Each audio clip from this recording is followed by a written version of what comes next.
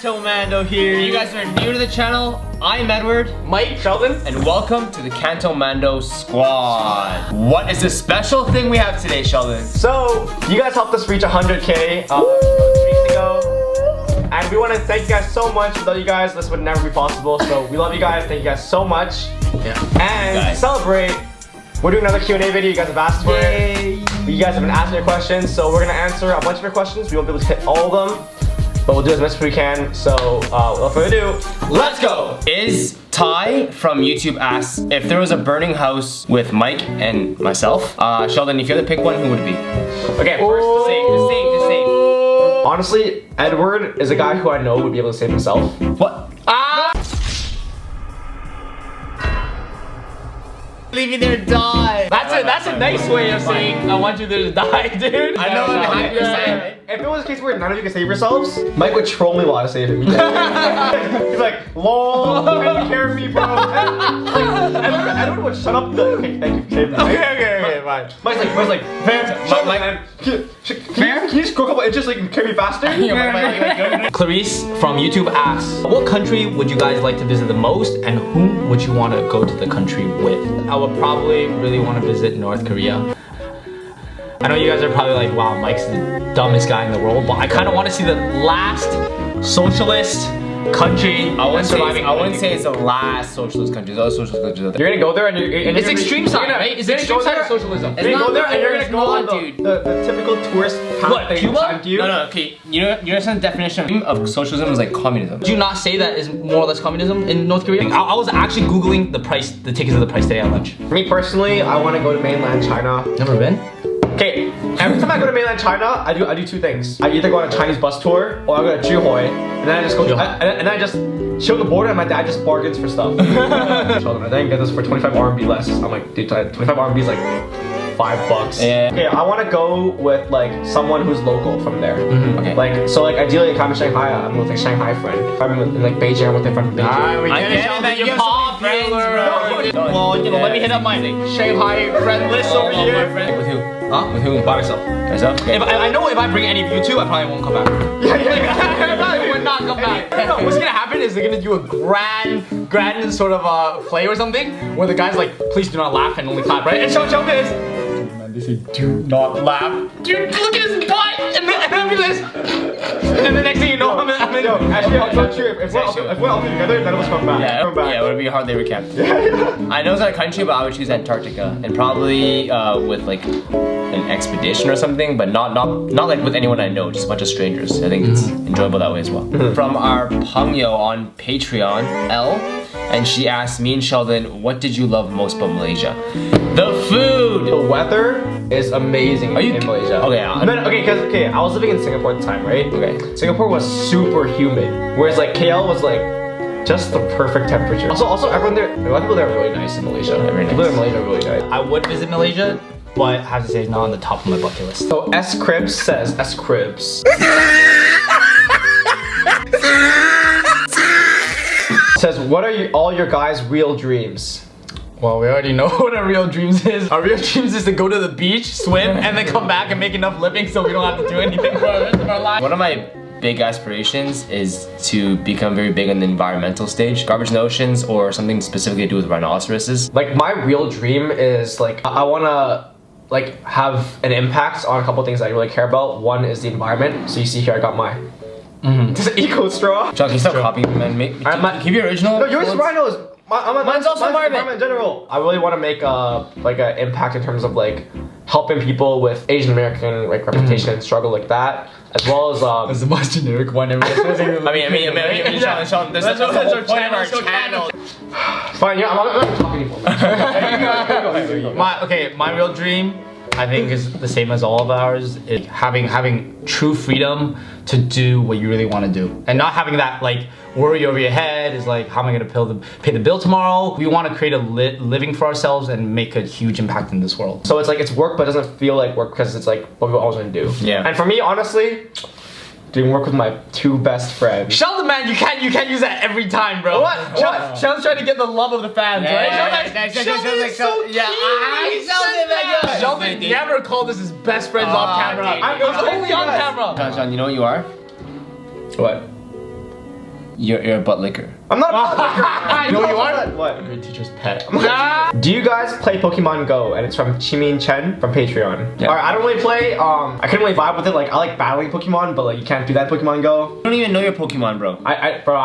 Sheldon, yeah, Sheldon. I used to play competitive Wait. Pokemon. Who's better at Pokemon, me or Sheldon? I used to like competitive Obviously Pokemon. I think Sheldon would be better at Pokemon, but you probably more knowledgeable about Pokemon. I remember that there was a time where everybody would like pay taxis just for the purpose of getting around and catching Pokemon. There were like memes being like, "Come on, bitch, let's go catch Pokemon." Yeah, it was Girls. serious. How Asian would you consider yourself on a scale of 1 to 10, 10 being the highest? I'd probably be a 7. Dude, how are you 7 if you barely listen to Chinese music? Wait, just because I don't listen to Chinese And you can't read and you can't write. And you How I would speak consider really myself broken Mandarin. pretty Asian. No, my Mandarin is fluent. 你可以告诉我你是读什么专业的？读什么专业？对什么专业？有人在中国问过我这个问题。什么专业？我是读城市监机。You give me no space to operate because a 10 is pure Asian. And I know we're not pure Asian, right? And like Sheldon's probably a little bit higher than me, right? So Yeah. if he's not an 8, You're too high, bro. you're too high. You're actually you're squishing us. I'm not. Wait, it's not my fault, No, man. okay. Dude, I'm not pure Asian. A 10 means you're from Asia, right? Yeah, exactly. Fine. John, then I have to pick like 7.3 then. Okay. Because I have to leave room for Sheldon. I have to leave room for myself. What are you? I'm gonna go 7.3. 7.3. I listen to Chinese music a lot. I speak Cantonese pretty well. I speak Mandarin not as well. I write probably the best of us three, and I read. You just relative terms, right? And then I read at probably like a grade 1 or 2 level. Giving Edwards a 7.3, I think I'm like a 7.8. I was probably like a 2 in high school. You're a 10, man. But now like I listen to like almost 100% Chinese music. I literally like watch Billy videos. I'm always watching like Chinese videos and stuff. very true. So I'm probably like a 7.8 now, to be honest. Sean, you're actually a 10. I would give you a 9. No, I'm probably 7.8. Dude, if he's a 9, he's basically. If I'm a 9, I'm basically from Asia, dude. I'm born here too. Yeah. Like I'm the only one who's born here.我知道，我是城市计划 City planner, urban planner. That's what they call it in Chinese. Hello Ho from Patreon asks, who is your favorite TVB actor? I don't really watch TV. Yeah, he hasn't like been exposed to, like the Cantonese Hong Kong TVB. For me, it's Bosco Wong. For me, it's Raymond Lam. Your team Raymond Lam? Yeah. Boy, that but go. What is your favorite memory of each other? Oh, that's really cute. I remember this one. I know what Sheldon's gonna say, man. I was playing basketball at recess with Mike. Mike kept asking me to play one more game. Yada yada yada. I think favorite memory that best just shows our friendship. I know what you're gonna say now too. One time, our friend asked us to watch his locker for him while he went to the washroom. So we thought it'd be funny if he came back and we were literally like watching his locker. So all of us were like this. Like imagine there's a lock. We're like this. We're all like this. And then he came back. And he was like, "You guys are actually idiots." And then we rolled on the floor laughing. Yeah. I remember being on the floor. Yeah, that's probably like the memory that just like best epitomizes our friendship. Wait, I actually have 2, alright? So the first memory is the one that every year I have a yearbook, and then every time I get people to sign it, everybody else is normal. Everyone's like, Mike, hope you had a great year. Somebody write a little joke, but they would follow by like JK. I give it to Sheldon. Sheldon would draw a penis on it, and be like, lol, the sperm is you. And then he write SH. And give it to Edward, and Edward would be like, lol, 5-5, can't do this.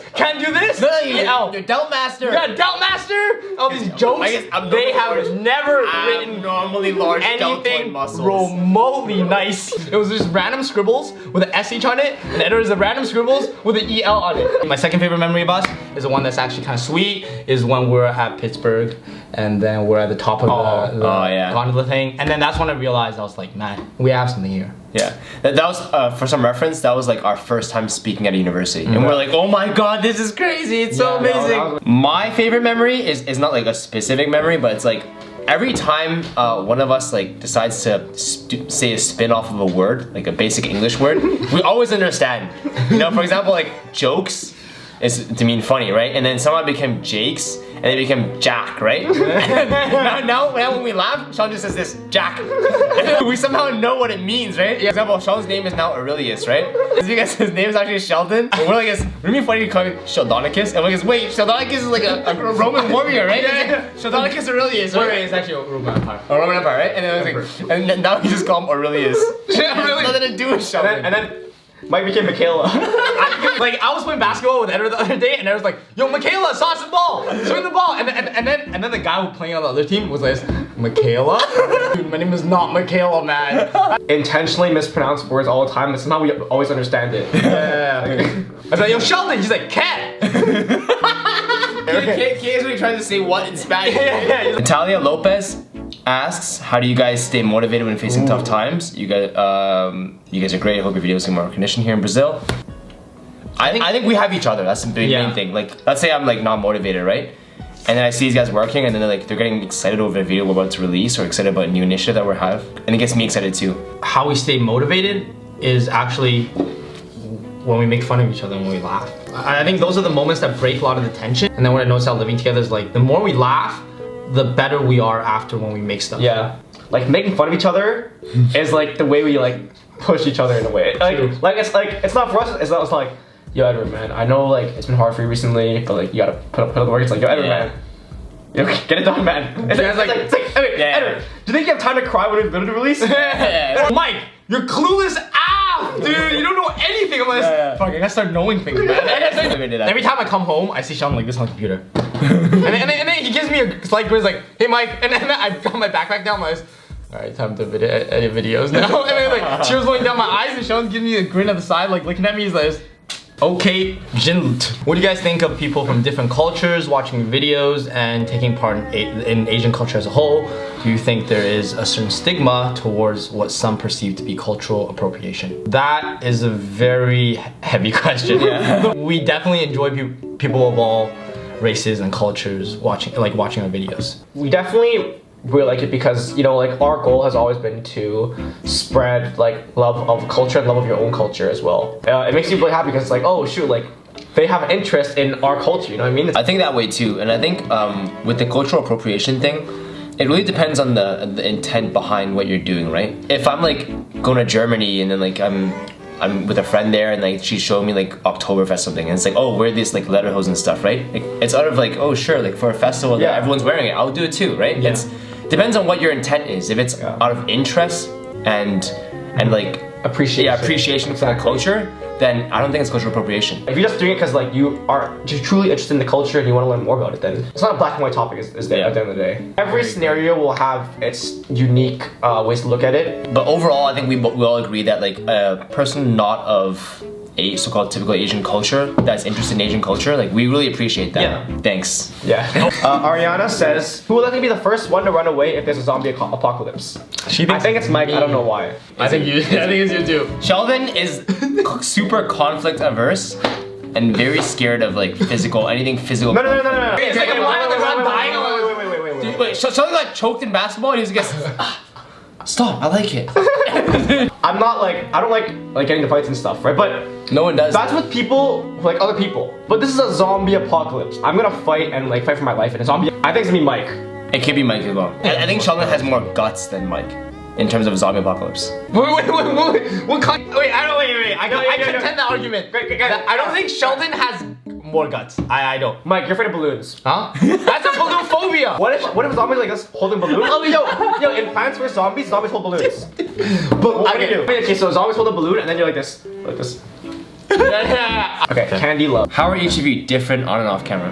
I think we're actually very similar on and off camera. We're actually pretty genuine on camera. Like, the trolling, the making jokes, the only thing that might be different is that we are somewhat more reserved on camera. Yeah. And a little bit more humble. I'm trying to like, oh Sheldon, you're good. Like if it wasn't on camera, I'd be like, Sheldon, you're shit. You're trash. And then the same way around for all three of us. So yeah. Obviously on camera you're seeing us like on, but then like obviously off camera like we'll be like, I'm tired and stuff. I think we're just more savage. Ingrid asks, which Disney or Pixar character do you identify with individually? Good question. Sheldon, if you call yourself a shining prince in armor, I'm gonna law so hard. Dude. That includes Mr. Incredible, the Incredibles too. You know what I was gonna say? Buddy. Buddy. Your buddy. I think right off the bat, I know which one Sheldon would be. Which one should Sheldon be? He would be the dragon in Mulan, the tiny one, the one that always talks like. I'd be the guy in the Lion King. The Hakuna Matata guy. Warhol? No, not Warhol. Timon.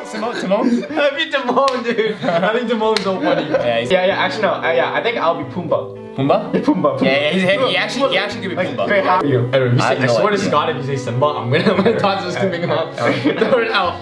You better not say someone cool, man. You could be the guy who puts the cross of Simba's head. Oh, the mandrill? Oh, this guy. Yeah, he's the old guy. Rafiki. You're mandrill, right? Rafiki. Chris says, what universities did you attend and what did you major in? I attended University of Waterloo and I majored in mechanical engineering. I attended University of Waterloo and I majored in urban planning. I attended Queens and I majored in commerce. It feels like a very a school project. Yeah. It's like, hey, I'm Mike and I attended University of Waterloo. Broker with 100 says, would you guys ever date outside your race? And if so, what would you guys do if your parents were against the relationship? Yeah, all of us have done it before. And parents were against the relationship. I don't think they would be against the relationship. At least I know my mom wouldn't be. I think what the thing is that my parents would be, I don't think they would be against it, but I think my parents' friends would be against it. I had I went to China and then I had like a lot of IEs be like, oh my god, you're dating you would want to date a Chinese girl, right? And then you know her eyes like doing the thing. Like our parents here in Canada might not be exposed to it, but people there are even less exposed to it, right? True. It's just like they need to know what happens and like to be more and over time it's gonna it's hard in China. If my parents were against the relationship, it would depend. Okay, like if my parents were just like, oh, like we don't really like approve, but like, you know, like we're gonna support you no matter what, and we're gonna like keep open mind, then, you know, like by all means I'm gonna continue with it. If my parents are like, yo, break up with her, and then I would like honestly tell my parents like, screw you.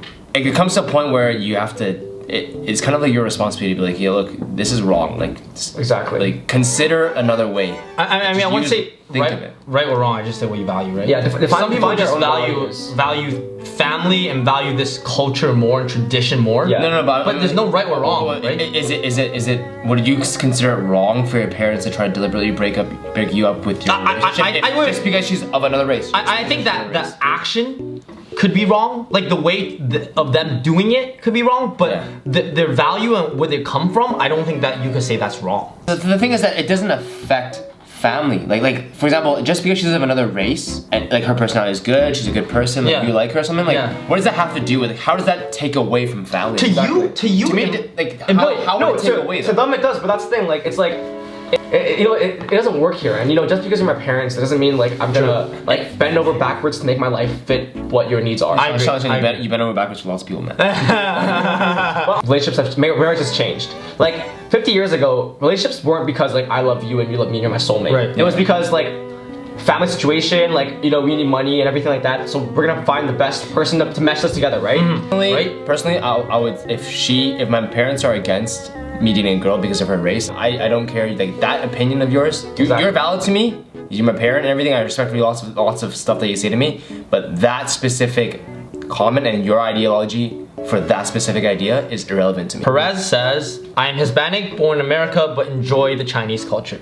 Is it offensive to dress in Chinese fashion and eat with chopsticks and speak broken Mandarin? I know of ABC kids, it's okay to have friends like that, but will China, the country, accept me? This is a tough topic because we're not from China.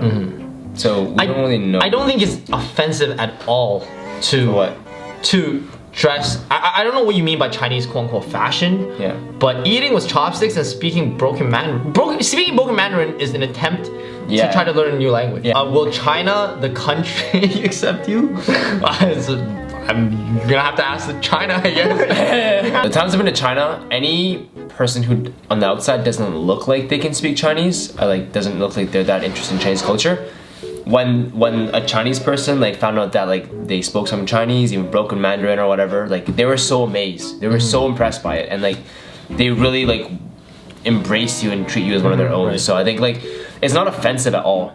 I mean, it's not coming from a place of like malicious intent, right? You're just interested in the culture. That's good. Like being genuine about it and really having an interest shows. When I was trying to learn Mandarin, it was like super broken. I was trying to buy noodles, and the guy kept asking me if I wanted to add extra stuff to my noodles, but I didn't know what he was saying, so I just kept saying 对对. It was in Singapore. So you got charged super? Like you got charged everything? Yeah, he charged me for everything. He's like, yeah, whatever. I'm like, oh fuck, I know what he said. I was like, 对. I was like, how much did it cost? How much did it cost? It was $10 to $20. Like he added everything. It was pretty good though. But like, he had extra egg, had extra meat, and I was like, Edward was in China. He was at the hair salon, and the same thing happened. The guy's like, "Do you want this, this?" And Edward finished cutting my hair. Next thing you know, turn around. Dude, this guy's in a perm machine, and he's looking over at me. He's like, well, how did I get here, right?" And then I talked to that guy. I was like, "怎么了?" And then they're like, "他说他想要的." And I was like, "Edward, did you say you want this?" Edward's like, "I don't know what I said." 我说好。 20 minutes later. 我说什么你能听懂吗？我现在听你要是之前你用这个。Is it burning?